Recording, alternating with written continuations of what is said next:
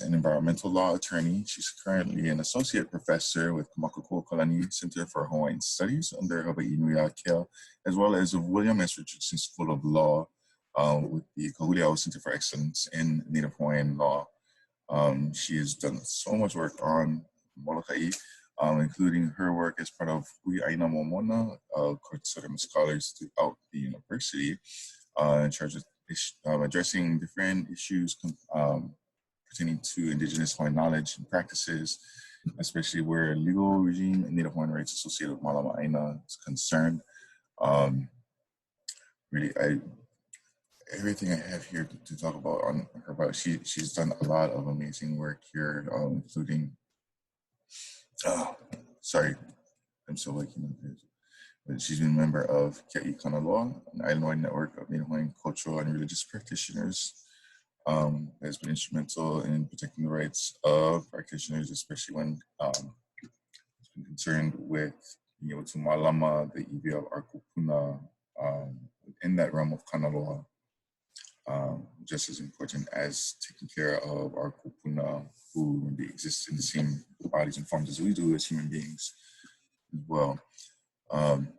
So she runs a lot of training too. She has done training for different government agencies, legislators, environmental court judges, conservation enforcement officers, including dole care, on Native Hawaiian rights and issues to help them avoid any kind of conflict and criminalization of Native Hawaiians engaging in malama aina and exercising traditional subsistence and religious practices. And in the past, she has served also as the chair of the Molokai Island Burial Council, among so many other amazing kolema. She's also one of the co-authors on the primer, the Kūpuna primer, that is part of the resources that we have included on the website. If you have not seen this book before, or if you do not already have a copy of the book, it's up there on the website. If you have not checked out the website, all of the resources, definitely encourage you to check it out. Anyways, I'm going off on a tangent again. Without further ado, mahalo nui e Malia for joining us today, and we look forward to hearing all the mana'o that you're going to share with us. Aloha. Mahalo ke po'o. Mahalo everybody for being here. Some of you are familiar faces, so just want to convey my aloha to all of you. And so I'll get started with my PowerPoint now.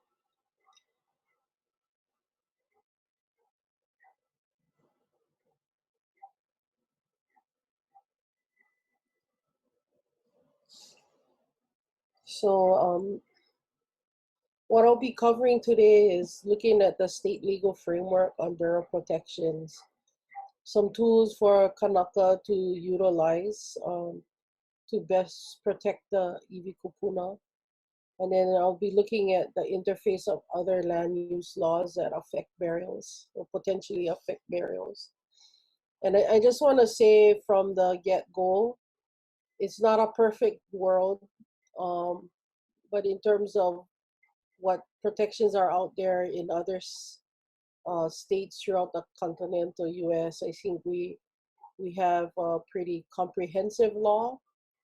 It's not always followed the way that we want it to be followed, but what I'll do is I'll be covering the law itself and then looking at certain case studies where there have been some abuses in how the burial laws have been utilized, or you know, some areas where developers have cut corners. So those who are wishing to protect iwi Kūpuna, it is at times a very uphill battle, and so I'm just gonna be really frank with you guys, that these are the obstacles that we face when we attempt to protect iwi Kūpuna, and they're very, very contentious issues. Okay, so let me just get through it. So really, the impetus by which this burial laws were passed, it started in the 1980s, and at that time I was in high school. I was a junior in high school, and I remember the kahea went out because there were many burials that were being unearthed in the process of constructing the Ritz-Carlton Kapalua Hotel on the island of Maui. And we there were no laws in place that basically prohibited this kind of activity, and it was a mass burial in a sand dune with multiple layers, and it was just, it shocked the senses of everyone to the point where it's like, we have to do something about this. This is not right. Um, so there was a vigil that we held, and I remember attending it, and we weren't gonna leave until the state did something. And so within 24 hours, what essentially happened was Governor Waihe'e had put a halt to unearthing the burials, and then um, there were effort to relocate where the hotel would be, and uh, then what followed was the very long process of reinterment of these iwi kupuna, um, and so what also emerged from that was the actual law, and so under Chapter 6E, which basically covers regular historic preservation law, there were key amendments, and so within that was the formation of a burial sites program, island burial councils, recognition of lineal and cultural descendants. Um, and so what I'll be doing is kind of covering those regulations and um, amendments to Chapter 6E.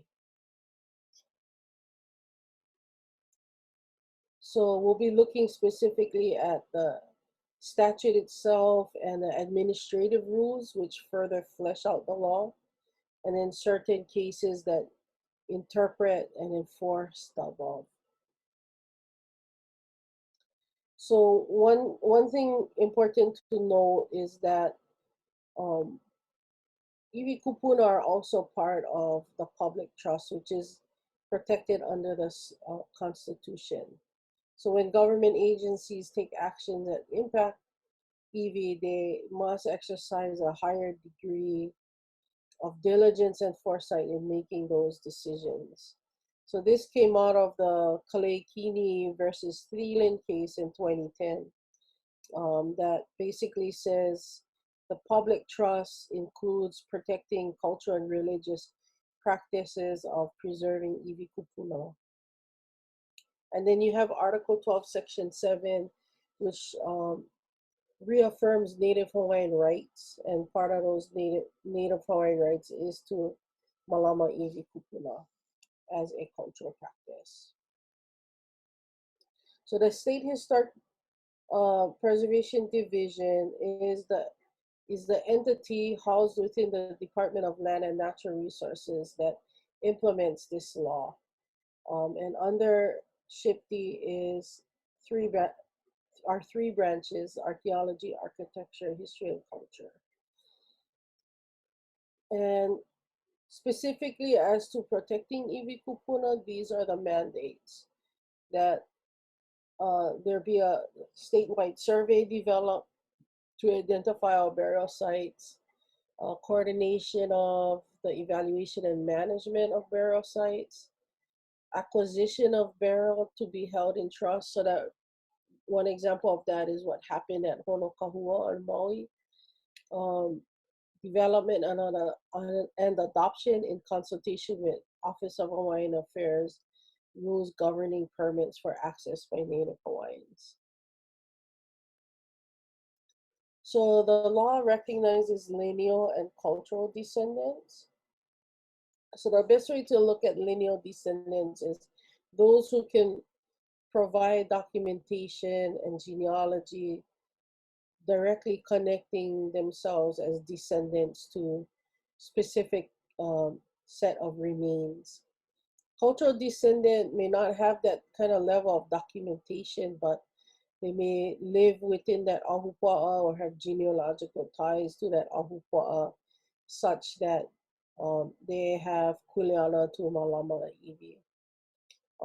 And so these descendants are afforded the right of consultation and decision make and participation in the decision-making process. And it's the borough council's respective borough council that makes the decision on recognizing these descendants. So there are several borough councils. Mauian, Lanai, and Kauai and Niihau share a borough council, and then Hawaiʻi, Molokai, and Oahu have their own. And the primary kuleana of the borough councils is to determine whether to preserve the iwi kupuna in place or relocate what's called previously identified iwi kupuna. So I'll be explaining what previously identified kupuna mean. And then the composition of the borough council includes regional representatives. So these are Hawaiian community members that have an understanding of Hawaiian cultural beliefs, practices, customs, and history regarding protecting iwi and moipu, or what's called funerary objects. And there are also large property owner representatives, and some may include those employed or associated with a developer. And basically, there's an application process by which people can apply to serve on their Island Borough Council, and then the governor appoints, and then the Senate reviews and approves. So if you forget every slide, and the most important slide that you want to remember is going to be this one. And this is where the battles have taken place as to whether or not these girls are given the highest level of protection.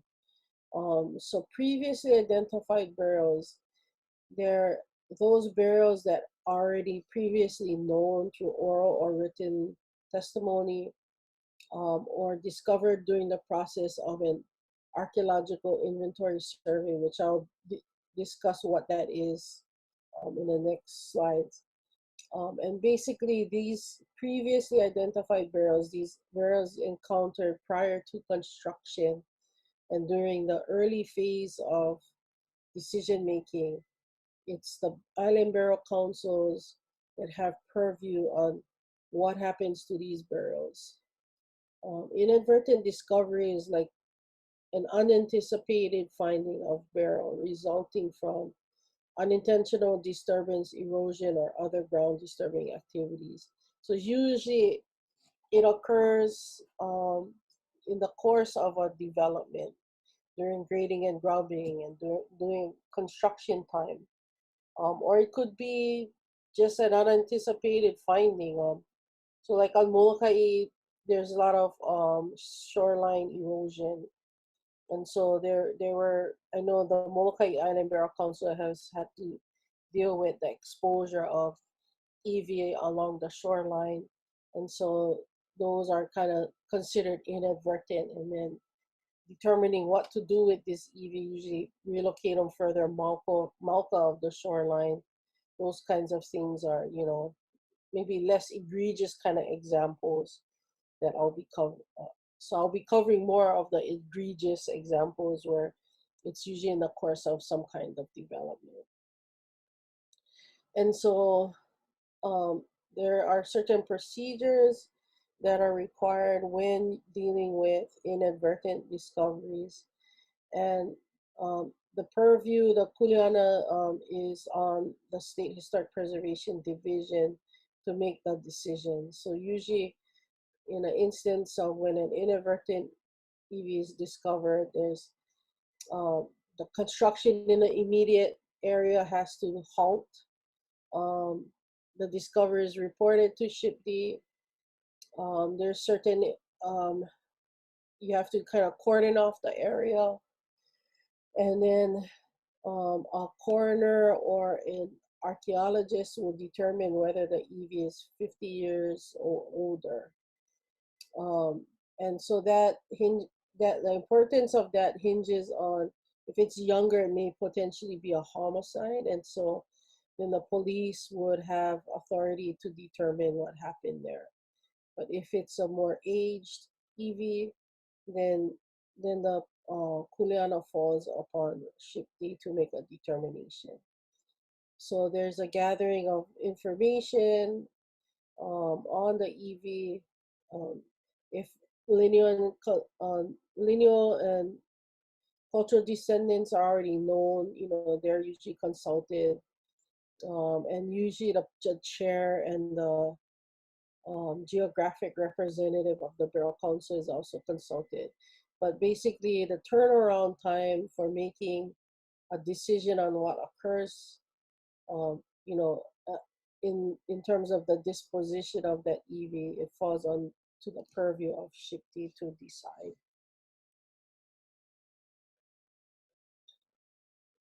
So you have here 2 working days for outer islands. If there's multiple individuals, then 3 working days for outer islands. Um, and so the Borough Council has less per, purview over this. It's really ultimately Shipti's call. So there are, you either preserve in place or relocate.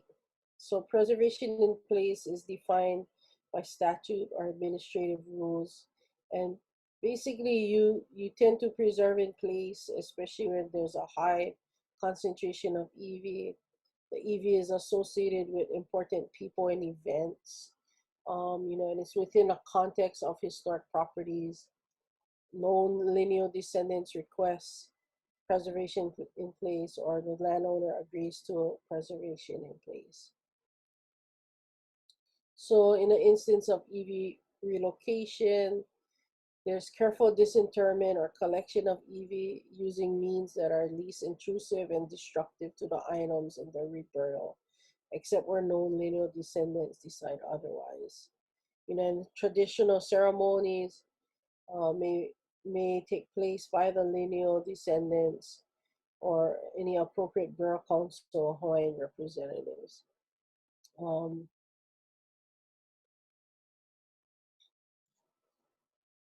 so the Borough Councils and Shipti, where appropriate, shall give due consideration to the cultural appropriateness to either preserve in place or relocate, any possible harm to the EV if left in place, and requests of lineal or cultural descendants, and any reason presented by the landowner or developer to relocate. And this determination must be recorded in the Bureau of Conveyances to provide perpetual protection. So now going to back to the previously identified burials. So this is prior to construction, and it's a more detailed and comprehensive process. And the Island Borough Council has Juliana on this. So what happens is the landowner or developer submits a borough treatment plan with its proposal to either preserve in place or relocate. And the borough treatment plan must include, among other things, evidence of good faith search of lineal and cultural descendants, an archaeological inventory survey, proof that the AIS has been accepted by Shipti. Then once Shipti approves the borough treatment plan, it goes to the relevant borough council to be placed on the agenda for the next meeting.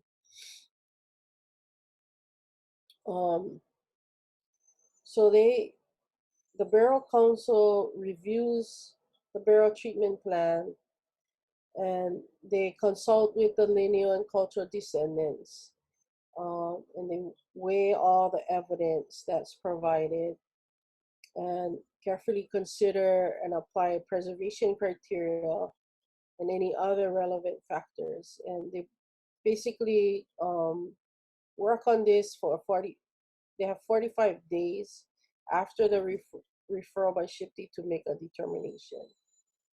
So this is a more intentional process, and you have more time to deliberate than with an inadvertent where you got 2 to 3 days to make a decision and Shipti makes the call. So the landowner or developer submits a preservation plan that provides short-term measures to immediately protect all burial sites. So that's like fencing, buffers, landscaping, and access issues for the descendants. Long-term measures to properly manage and protect all burial sites, and any accepted recommendations relating to burial treatment. And then so after consultation occurs, then SHPE must approve this plan within 90 days of the Burial Council's determination. So in terms of relocation, the developer has to provide it's called a data recovery plan, which provide reasons that warrant relocation, methods to be utilized to conduct disinterment. If reburial doesn't happen immediately, then how will that EV be curated? Proposed burial site location that's mutually agreed upon by all the parties. Short-term measures to immediately protect the burial site, and long-term measures. Um, so again, this is so if even if there's a burial treatment plan and everything, there are instances where more burials may be found after the fact. So then again, there's this potential for inadvertent discoveries. And then, as I said earlier, SHPE need only consult with the member of that geographical region of the Burial Council and known lineal and cultural descendants. Again, it's an expedited period that they're working under.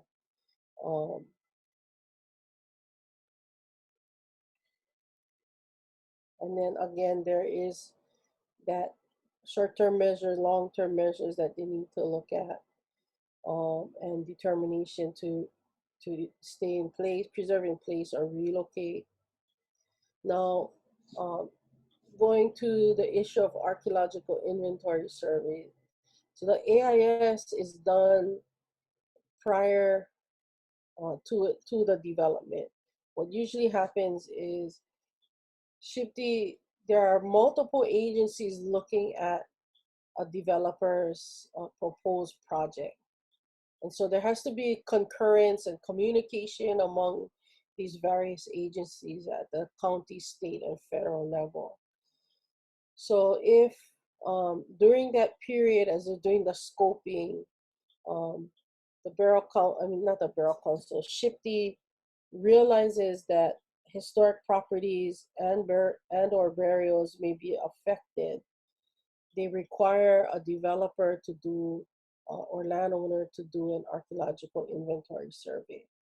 So the process involves identifying and documenting archaeological and historic properties and burial sites in a delineated area, evaluating their significance, and providing a written report to SHPE for their review.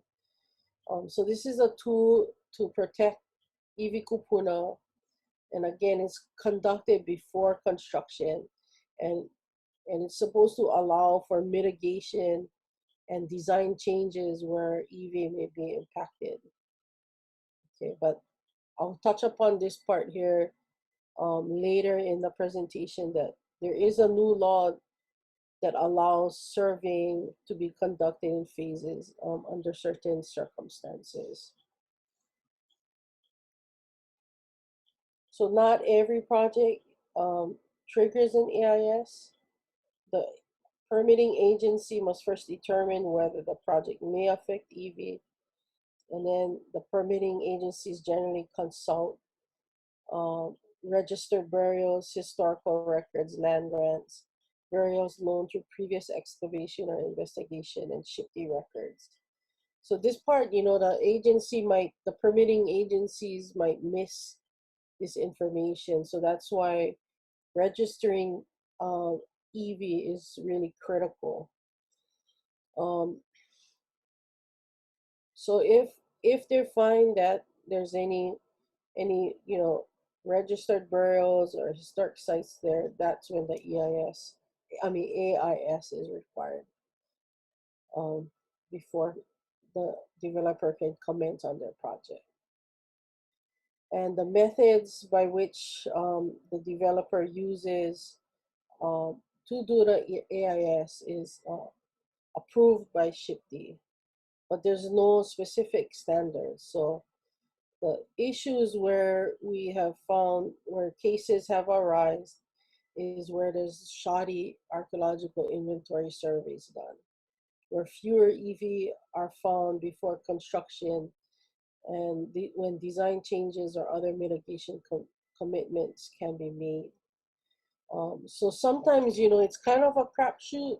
There's you know, developers that don't want to find too many previously identified burials. So how they sample is really critical. Um, okay, so now I'm gonna kind of cover the court cases with you to kind of show like how does all this um, come together and what are some of the areas where we've seen some abuses. So this is the Ward Villages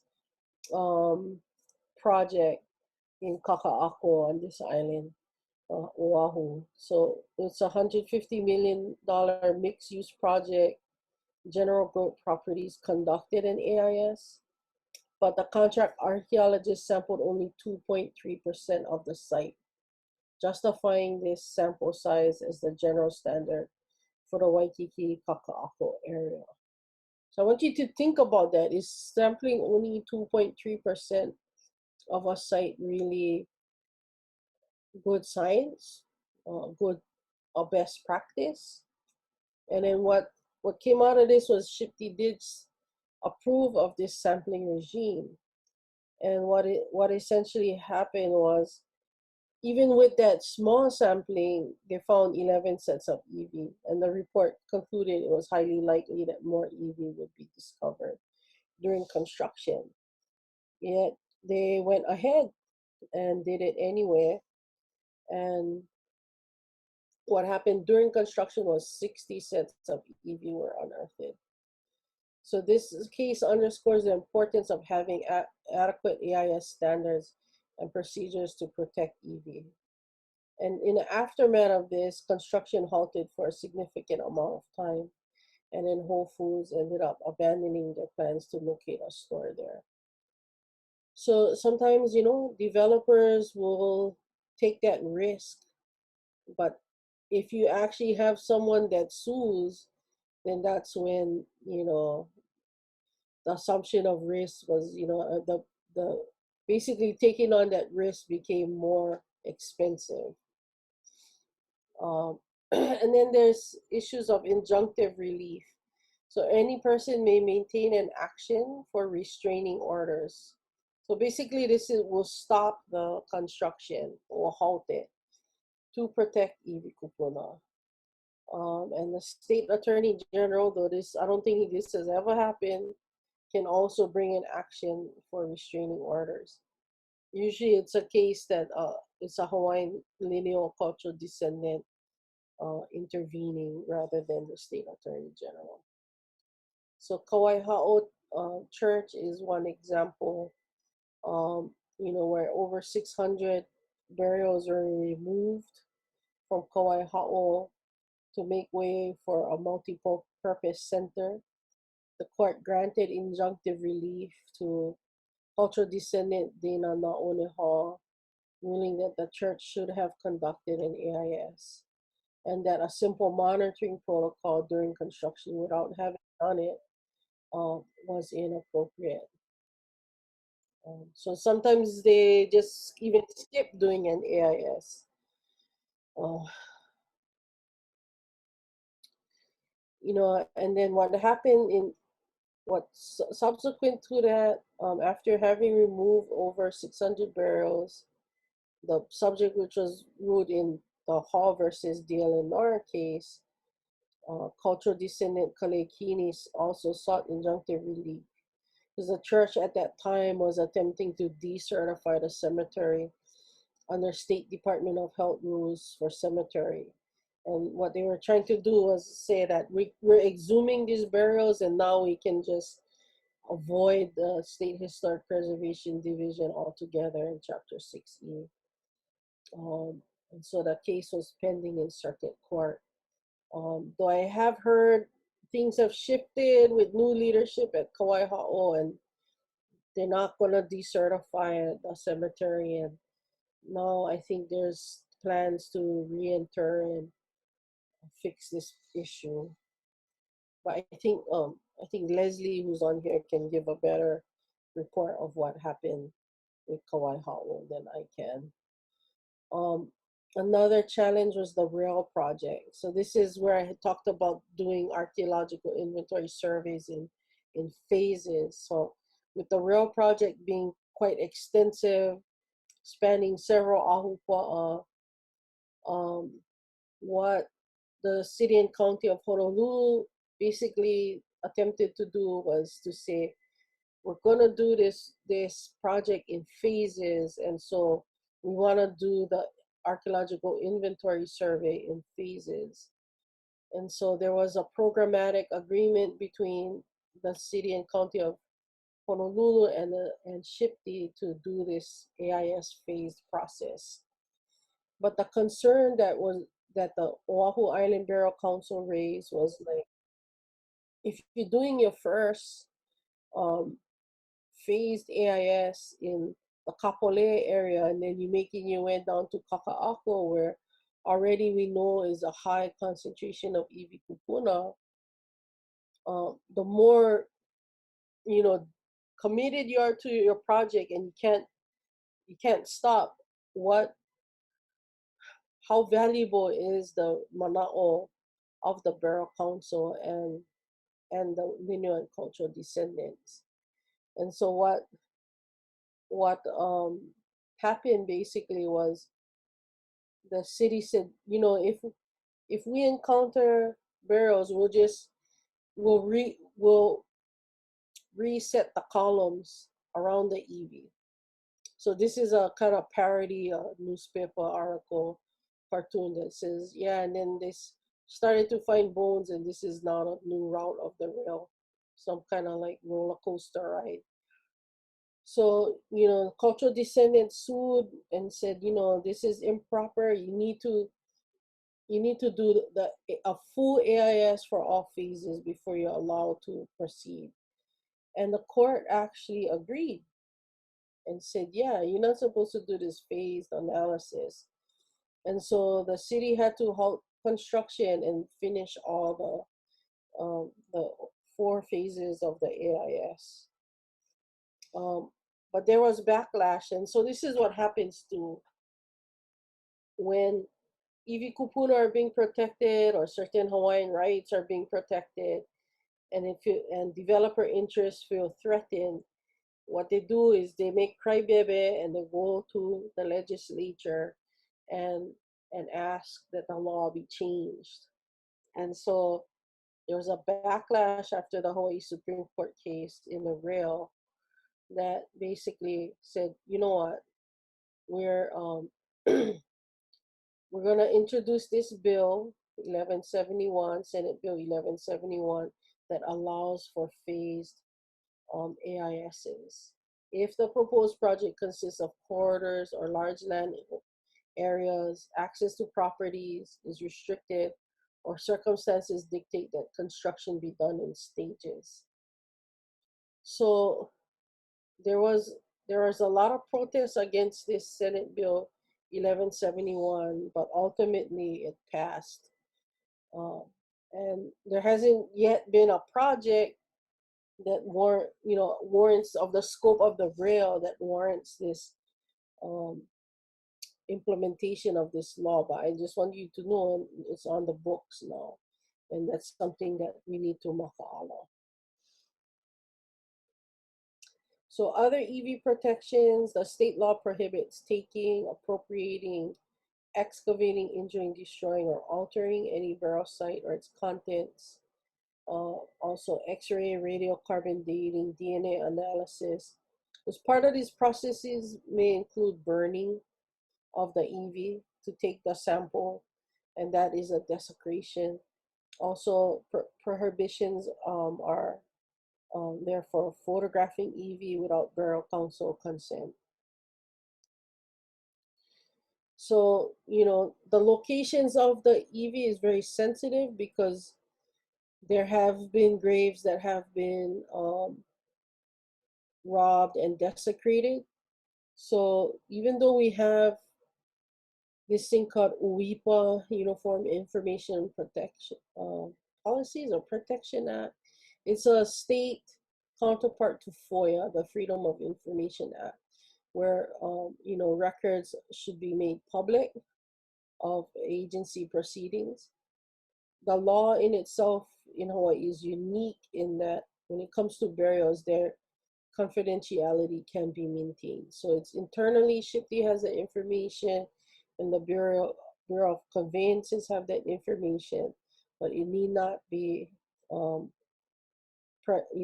available to the public, especially at the request of the lineal and cultural descendants. And so in Burial Council meetings, there are periods where the Burial Council will close the meeting as the lineal and cultural descendants are explaining the locations of their iwi kupuna.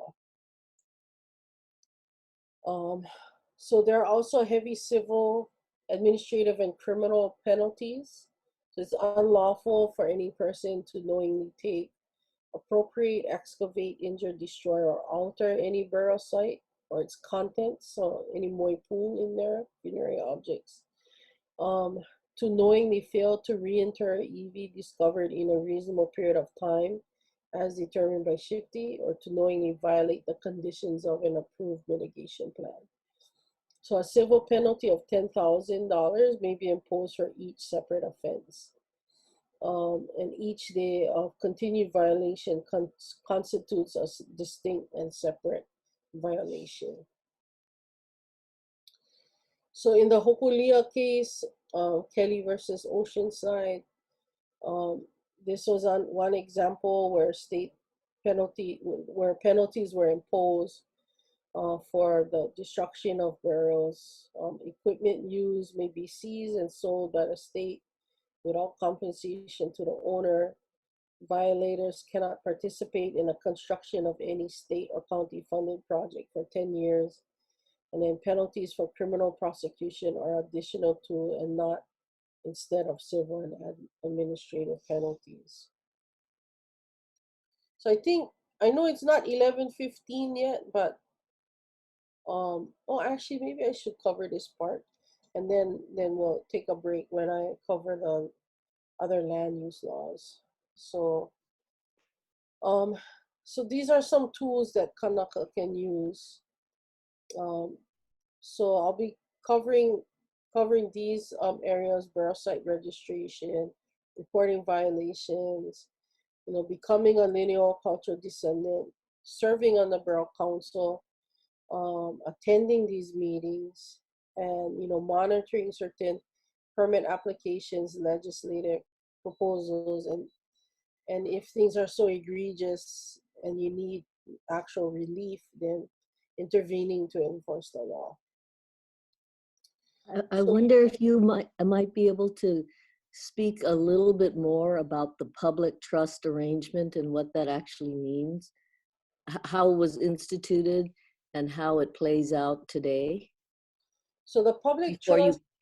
Yeah, thanks. Okay, so the public trust is, so in 1978, the Hawaii State Constitution was amended, and there were certain key provisions that were inserted into the Constitution, and one of them was this public trust provision, and it basically says for present and future generations, the state is supposed to preserve, natural, cultural kind of resources.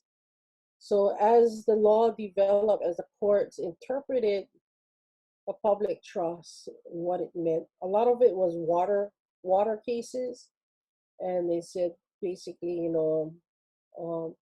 preserving the health of streams is a public trust purpose. So whenever a provision is named in the Constitution, it becomes a fundamental right. And so there's a higher level of scrutiny by which a court will protect these resources, yeah. So what also emerged and evolved from the cases on public trust was public trust also includes protecting Native Hawaiian rights and practices and the resources for which Hawaiians depend upon to exercise these rights and practices. So then there was I think it was the Kalehini versus Thielen case when the issue of does protecting iwi kupuna also fall under the public trust, and the answer was yes.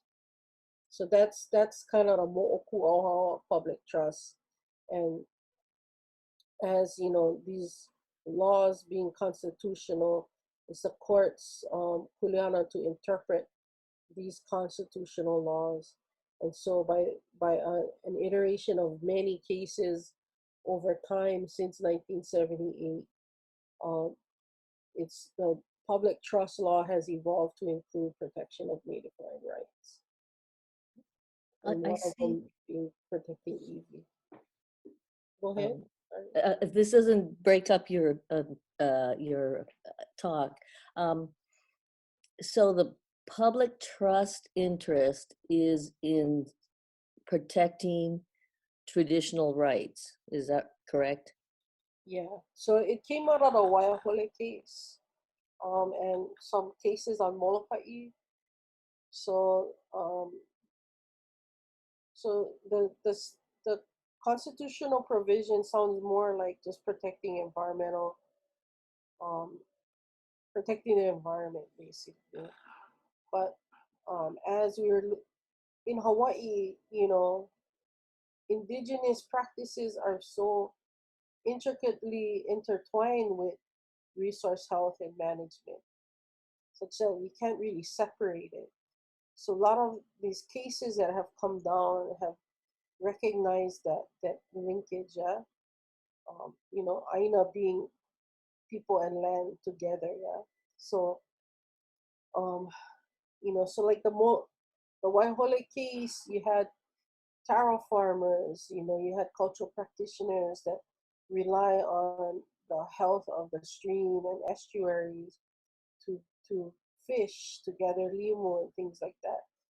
And so in terms of what the court has to protect, there was a realization that it also included Native rights, and that the resources have to be healthy in order to protect those rights.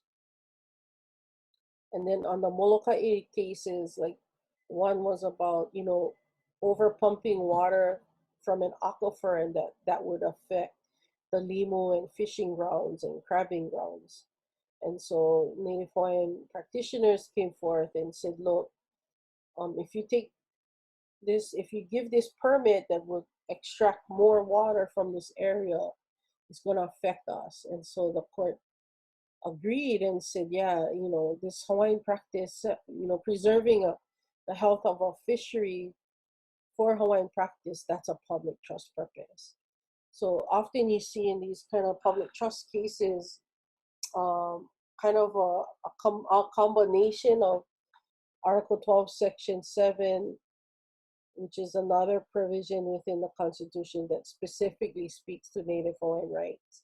And then you add the public trust to that. So it's like a double whammy or double protection, you know, emphasis, yeah, on the importance of these rights and practices. Thank you very much. I thought that perhaps in the way it comes down to us, it's like the public trust gives the SHPD, the DLNR, the right to be the ultimate say over our iwi kupuna.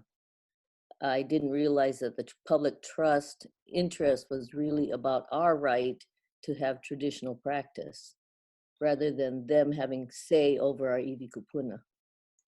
Yeah, so it's when you think of trust, you got to think in terms of fiduciary responsibility. So you as trustee, you're not making decisions for your own benefit. You're making decisions for the beneficiaries, and in this instance, they're Native Hawaiians.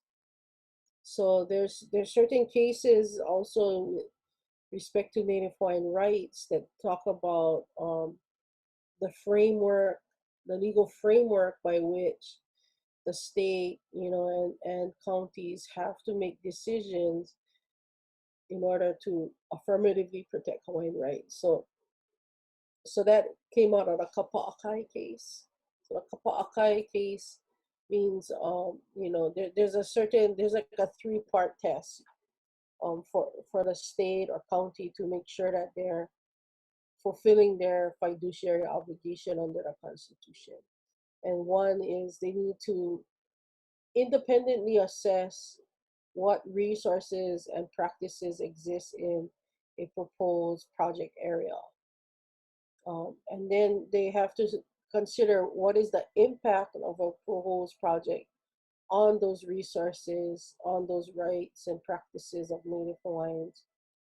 And then the third step is to mitigate, to make sure that they're doing everything possible to preserve those rights, practices, and resources. So that comes out of Kapa'akai, though a lot of these state and county agencies haven't operationalized it. But basically, the court, in interpreting the constitutional provision, says that they have this affirmative duty. They have the role of a trustee to protect these rights. Oh, thank you so much. I just, an FYI, when Malama Kakanilua asked for a contested case on the Archaeological Services Hawaii permit, we were told by SHPD that we have no property interest in Iwi Kūpuna. So we went to circuit court in Maui, and the circuit court granted us that we do have property interest, which would translate to our traditional practices in being able to protect and Iwi Kūpuna and give us more of a defined right to protect our Iwi Kūpuna. But we had to go to circuit court for that because SHPD said we do not have any rights in that respect, right? I mean, that's how the access to Mauna Kea came with property interest. And so anyway, I just an FYI, thank you so much for the clarification. Yeah, and unfortunately, a lot of these government agencies don't even understand the extent of their fiduciary obligations, and they often stumble and abuse the law. And so that's why a lot of times Native Hawaiians have had to intervene by bringing in lawsuits to basically force these government agencies to do what they're supposed to do under the Constitution. So that's the reality. On paper there are very strong laws, and the courts have come out and expressed this is the standard by which you need to operate. But still, like just the sheer number of water cases, you see the Water Commission not following what the courts have stated. And so the tremendous burden falls on Native Hawaiians to basically uphold the letter of the law, when really it's these agencies that need to step up. Yeah. So this slide, it shows the SHPD website, where you can find information on Borough Council meetings. There's also different forms that can be downloaded from this site. And then it shows, agenda for each Borough Council meeting. And I think there's supposed to be minutes on this website as well. Yeah, Borough Council agendas and minutes. So this is an important thing for people to access, to kind of keep abreast of what's going on in their area and on their island. Another important thing to do is work on burial site registration. So it enables SHPT to properly review potential impacts to iwi kupuna and the likelihood of a proposed development in encountering burials. So if you have your burial site registered and it's in the system, if a developer comes in and wants to develop that land, what will happen is SHPT will be flagged of it and require an archaeological inventory survey. So it's important to register the burials. Yeah, and then Ohana will be alerted as well, you know. And so this is the form, you know, you provide information on yourself, contact information, location of the burial site, you know, if you have the TMK, Ahupua'a, Moku Island, Ili, any GPS coordinates. If it's, you know, a lot of times Hawaiians have lost their ancestral lands, so they no longer have possession of those lands. So then putting in the new landowner's name is important. And then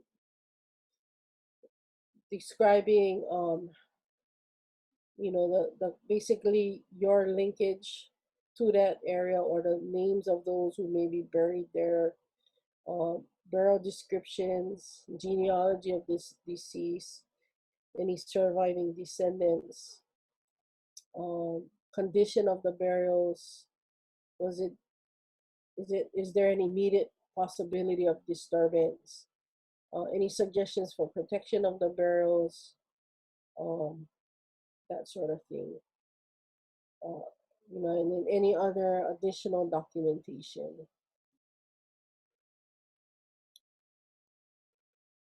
So another important thing is to seek recognition as a lineal descendant or cultural descendant. So it gives you greater latitude in providing mana'o and having the burial council incorporate your the conditions you want to be imposed to protect the iwi. So this is another important tool. And these are basically the things you have to show: birth certificate, death certificate, obituary, family genealogy, anything that you can find, oral history as well, land conveyance documents. And so this is the form here. And you can download this from the website. So it's quite involved as well.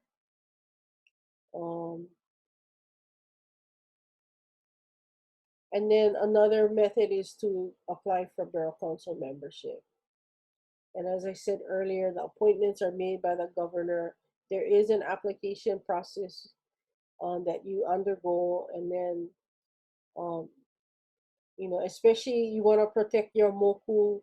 You know, you try and figure out where there's vacancies on the burial council and apply accordingly if you fit within any of those geographic areas. There's large landowner representation as well. So that's a process you can undergo. And for the regional representatives on the burial council, they have to possess an understanding of Hawaiian culture, history, customs, practices, and in particular beliefs and practices relating to the care and protection of Kanaka Maoli burial sites, iwi and moipu, and not simultaneously serve on another state board or commission. And then OHA is kind of involved in trying to encourage more people to serve on the burial council. And 20% of the candidates come from OHA's list. So the large landowner representative, you have to be currently employed by or associated with a developer who conducts large-scale land development, able to represent their interests,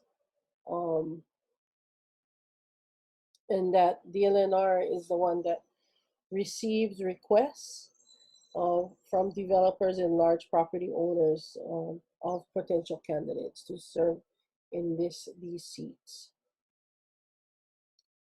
Another way to protect iwi kupuna is to attend these borough council meetings and provide testimony, whether orally or in writing. And what's also very important is to monitor other permit applications, environmental and cultural impacts assessments. So land use decision making can have a direct impact on iwi. Various legal procedures exist in part to assess and mitigate harm to important cultural sites, including iwi. Permit conditions and environmental cultural impact assessments are important to look at as well. And Kanaka Maoli needs to be present in certain meetings like planning commission meetings where you're looking at special management area permits. A lot of the SMA permits are for construction along close to the shoreline, and a lot of iwi are buried in sand, and so being able to monitor these things is also important. Conservation district use permits, a lot of iwi are found in caves or in just like really areas where the land is zoned conservation. So it's the land use commission, no, actually it's the DLNR that issues CDUPs, and so being aware of where these conservation district use permits are being provided, one being Mauna Kea. Mauna Kea being a conservation area, and then the erection of TMT requiring a CDUP. So need to monitor and maka all of these things. And also monitoring legislative proposals. Because a lot of times developers, they want to be able to develop and these laws are too hard. And so they try to get the legislature to change the law. The real case being a good example. And then other tool is to report violations. So that's important in order to get an investigation going. And then if you still can't get the agencies to cooperate and the developers to cooperate, then you have to file a lawsuit. So there's injunctive relief or TRO that can be issued to cease operations that are in effect. And so that happened with the Hokulia case, and that happened with Kauai Ha'o.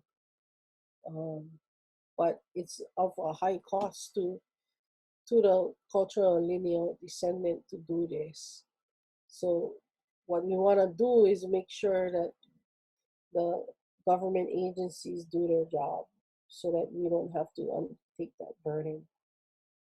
So this case is an example of iwi desecration, yeah. And what it did was it resulted in new legislation being passed.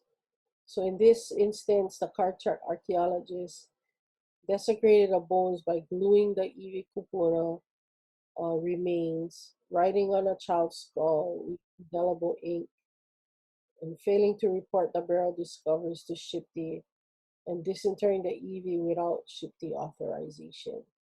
So over 200,000 in fines were imposed. And as a result, the legislature passed Act 128 in 2005, which created specific civil and administrative penalties for gluing together or labeling any iwi with any type of marking pen or conducting any tests that destroy iwi. So this is where I think it would be good to take a break, and when we take after the break, I'll be discussing like the intersection of borough protections with other laws and processes.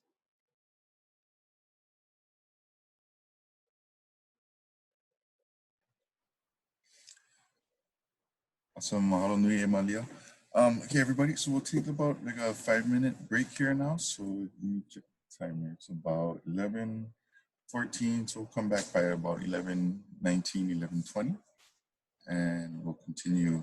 Thank you everybody for your questions. Please continue to ask them through the chat and whatnot, and then we'll be able to address them in the Q&A after, unless you're okay with addressing them during the presentation itself. Otherwise, if you would like a more in-depth discussion on them and maybe would not like it to be recorded at all, then we'll handle that in the Q&A session to follow. Otherwise, hope you all enjoy your break, and we'll see you in about 5 minutes. Has to take place to monitor other laws and processes that may affect burials. So to me, the best way to explain this is through different case studies. So you can see what could happen. So a good case study is the Brescia case in Hawaiʻi. And it had to do with, Planning Commission, which is a county entity. It had to do with, approvals happening there as well as with the Borough Council. So let me advance to the next slide. So in this issue, it was a very contentious issue. In 1983, a developer applied for a special management area or SMA permit from the Kauai Planning Commission to put in a subdivision. And on that map designated, there was a shoreline boundary setback line. So the shoreline, the setback area is like, you cannot build within 40 feet from the certified shoreline. But some people will try and get a variance if they want to develop in this shoreline setback area. And Brescia's property was kind of like a corner property close to the ocean. And so he had very little area by which to build on that subdivision. So there was an attempt to do a shoreline setback variance. And because he was putting up his house in an area that it's called the SMA, and SMA tends to be short, areas, usually like on my island, Molokai, it's anything Makai of the main road. And I have a feeling a lot of the SMA boundaries on the other islands are like that. So in December 1983, the Planning Commission approved the 15-lot subdivision overall.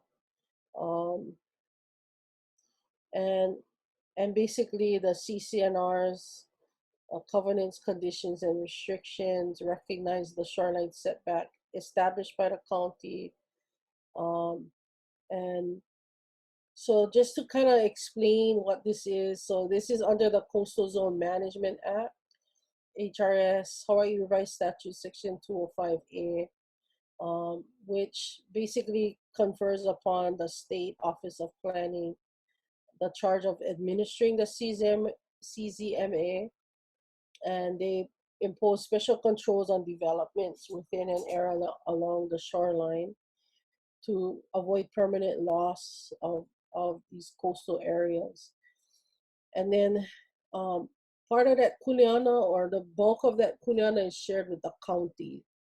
So the respective counties on each island, there is what's called the SMA permitting process. So usually it's the planning department of each county that looks over any kind of SMA permits, and then it goes, the decision making goes before what's called the Planning Commission, which is made up of community volunteers who review these various applications.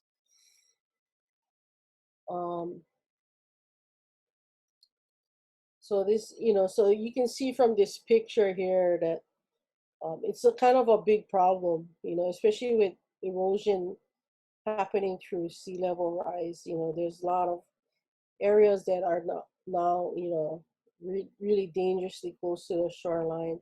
So the reason why we have these shoreline setback and SMA rules is to protect that coastline. So according to a letter from State Historic Preservation Division, the director at the time, Don Hibbard, to the planning director of the county of Kauai, there was evidence of iwi Kūpuna in this area. So that's right there, a red flag. So, Shifty said we would like an opportunity to review any permit applications for undertakings in this area.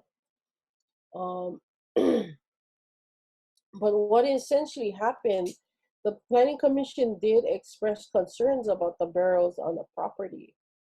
And the planning department recommended holding off on the design review process for Brescia's house until they receive confirmation from Shifty that the archaeology has been addressed. But what happened in this instance, which, me as an attorney disagrees with how this was handled, is the actual Shifty archaeologist and deputy director at the time, Nancy McMahon, testified before the Planning Commission to approve the house, and basically before Brescia finished the AIS and burial treatment plan. And stated that the problem they are stuck at right now is they can't write the burial treatment plan until the Planning Commission gives them approval to move the house. Then they can come with the burial plan to show that what iwi can be preserved in place and what cannot be. So I think the Planning Commission found, basically went forward and allowed this.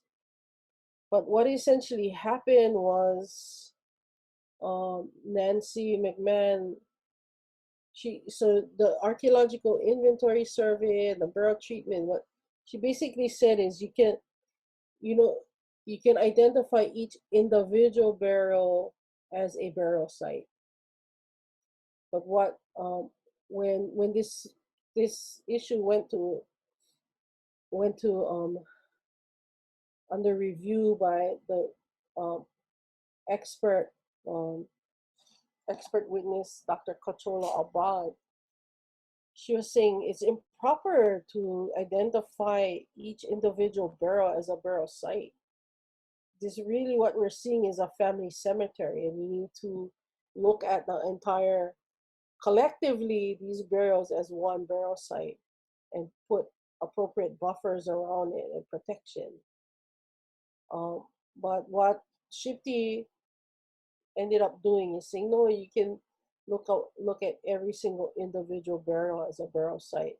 So then what that does is it waters down and dilutes the protections for the iwi. And then the sampling methodology was to dig at such a 80 centimeters that it wasn't even gonna penetrate the cultural layer. It would only the sterile layer. So the sterile layer is like, you're not gonna find anything. It's like the recent leaves that would fall off the tree and turning into soil kind. You're not gonna find anything. So essentially what Nancy wanted was to find less iwi, or at least it appeared to be so. And then there was this instance of putting, so the burial treatment plan that was suggested was to build above the burials.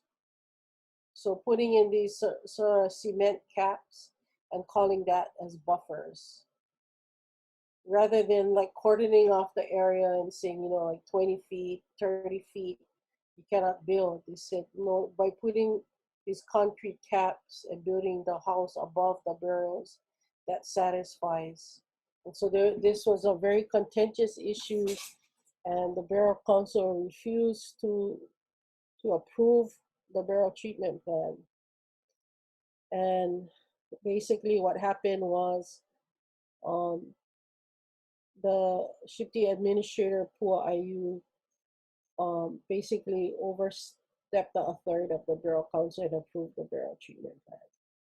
Because she is afraid that it would become a regulatory taking. So regulatory taking is basically where regulation is so egregious that a developer or landowner can't make any use of his or her property. So they didn't want to have to compensate Brescia through potential condemnation of the land or regulatory taking of the land. So that's why they approved the Bureau treatment plan, even though there was a lot of holes in it.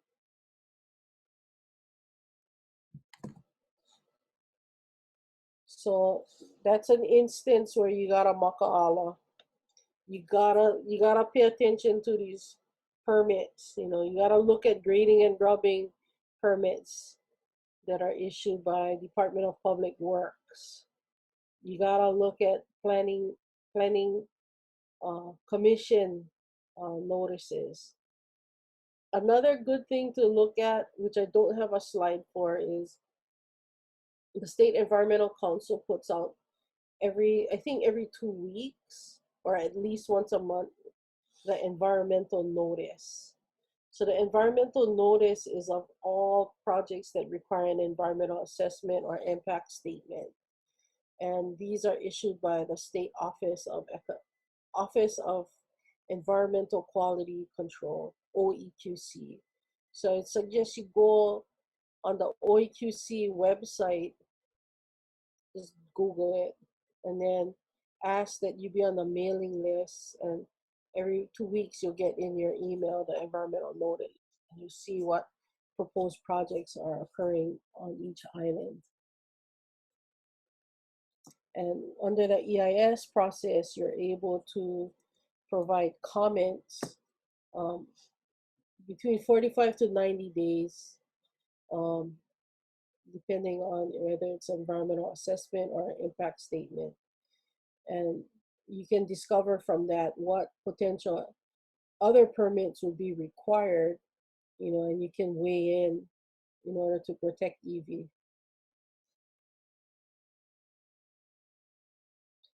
So one issue that's happening right now is in Hakipu'u on the windward side of the island of Oahu.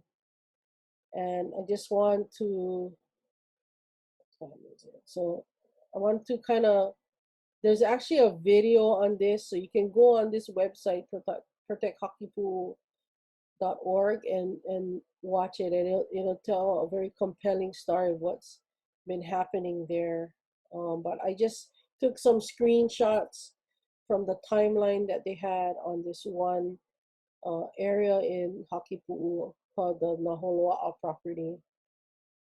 So this is the Fukumitsu Ohana, and I've been working closely with them to kind of help them protect the burials there.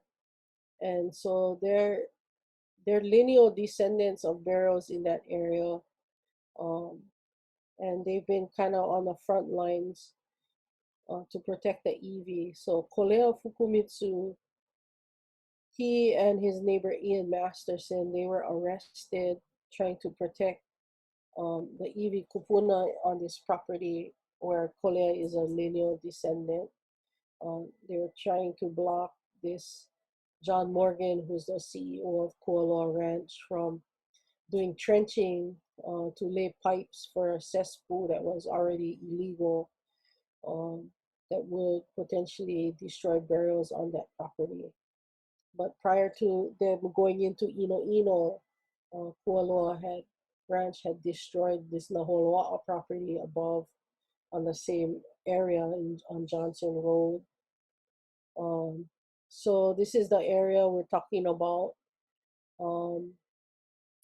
So I took some screenshots of the timeline. So at the end of August 2019, Kualoa Ranch workers came in. They brought in these containers and delivered it to the Naholoa'a property, which is Kuleana land. So the Morgan family has like a small interest in the land. there's no clear title. He has no clear title to the property, and there are multiple Hawaiian family names on that piece of land. But essentially, what Kualoa Ranch decided to do was to develop the property, and the Fukumitsus were told that they were planning to put a house there and then rent it out. So I suspect that it was for adverse possession. After you squat on a land for a specific amount of years, you can go ahead and sue the other families in court to quiet title the land and obtain it for yourself. So 95% of Hakipu'u has been acquired in these kinds of ways by the Morgan family, which is descendant of the Judds. And so only 5% of the land remains in Hawaiian hands. So it's been an ongoing thing happening there. And so there was grading and grubbing done. And in this lot, the Naholoa'a lot next to where the Fukumitsus live. And they inquired with the Department of Planning and Permitting, and then learned that there were no permits for any of this work. And so what this family did was try and intervene by going to the Oahu Island Borough Council to get on their agenda. And so there was a agenda item, unpermitted grading and grubbing, and they shared what was happening on that property. And then the Shipti representative, Regina Hilo, she sent an email informing that she would notify the County Department of Planning about the borough site. And then throughout that time, Kualoa Ranch continued to do grading and grubbing. And what, the Fukumitsus had said, there's burials there. You can't go and tear up the land, you're going to harm the burials. But they proceeded, and they hauled off 4 container loads of trees that the people knew were the burial markers for this for the EV there, and these stones that were the burial stones. They removed that, and they removed a deep layer of soil, and they begged Kualoa Ranch to stop, but to no avail. And there was no archaeological inventory survey that was done, and Shipti was being informed on the fly that this was happening. Then there was a site visit, and the Fukumitsus asked, can we please go and inspect what you hauled off? We're worried that there's bones in there. And so they refused to give access. And then later on, they learned that the Kualoa Ranch had hauled all this debris and soil onto their property and used it as backfill for one of the roads there. And so what's been happening is no issue of violation has been given to Kualoa Ranch. Regina is in the process of registering the burial.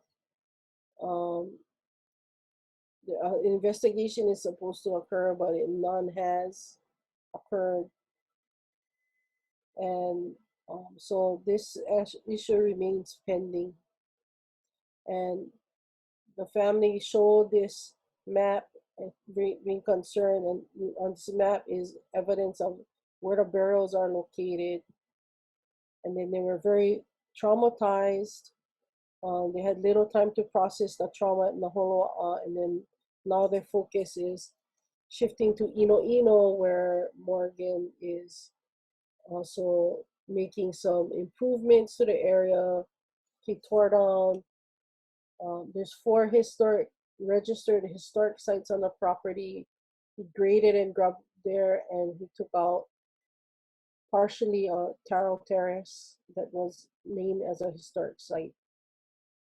When the family put up a lele to protect the burials, Morgan's workers destroyed the lele. And then there's an issue of a cesspool on a property. They went in, did some work on that cesspool, and it broke. And then they wanted to go and then they basically put some of that raw sewage into an Hawaiʻi leading into the ocean, and now the waters are unsafe. But when Department of Health and the EPA came to visit, they only interviewed people and they didn't do any water testing. So now the community is on its own dime, volunteering to do water testing, which is seeing high fecal coliform in that area. But what Morgan tried to do after breaking the cesspool was go and do trenching to put the pipes in to connect to a structure which is going to rent out as a house. So the faulty broken cesspool is going to reconnect it to the house. And so that's when the Fukumitsus stood in the middle of the road to prevent the machinery from going in. So now they successfully got registration, recognition as lineal descendants. So they did all that forms. They're submitting burial site registration form. The Burial Council has to date not taken any action on this. And we're hoping that the next meeting they'll be able to take action to at least put interim protection measures for the burials. So I'm just sharing this with you to show you how difficult this process has been.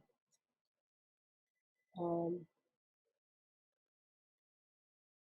with that, I'm happy to entertain any questions you might have. Mahalo nui e Malia for everything that you've shared with us today. Definitely a lot of very useful, helpful information here.